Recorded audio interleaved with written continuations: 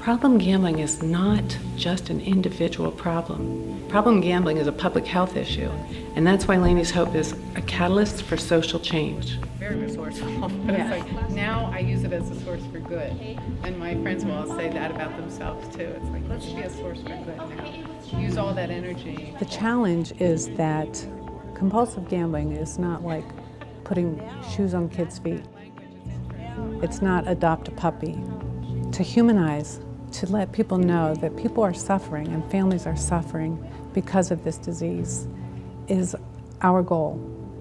Here's the thing about compulsive gamblers is they look like me. I told you, when I went in for treatment, I looked pretty much like this. On the inside, my guts were rolling, my heart was pounding, I was absolutely dying inside, and my family was falling apart.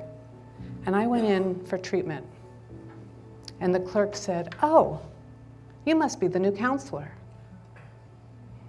Because we present like this. We present with a mask so entrenched that this is the face of a compulsive gambler.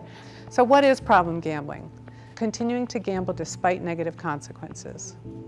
That's a really easy litmus test. Because we are wired just like a heroin addict or a cocaine addict. And there's neurological wiring and testing that shows the brain of a compulsive gambler is wired the same. So we need more. The internal is brain imaging studies and neurochemical tests show that gambling addiction activates the reward system much the same way that a drug does. I would love to see, not necessarily me, Laney's Hope, anyone out there that is willing to speak up and speak out to do for problem gambling what Betty Ford did for alcoholism. And I think that that will happen organically. We've got a long way to go before that happens. I did not set out to become a compulsive gambler. I did not know I was going to lose my sister to an addiction that you cannot see, you cannot diagnose. That was not my path. It's now my path.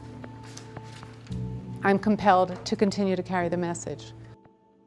If you've personally been impacted by gambling addiction, you can share your story.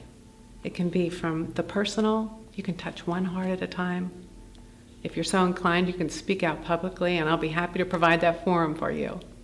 You could contribute to Laney's Hope at laneyshope.org and make a contribution, or you could reach out to your state or national council on problem gambling. If you want to be involved, contact laneyshope.org. We need all the help we can get. We need advocates. We need champions.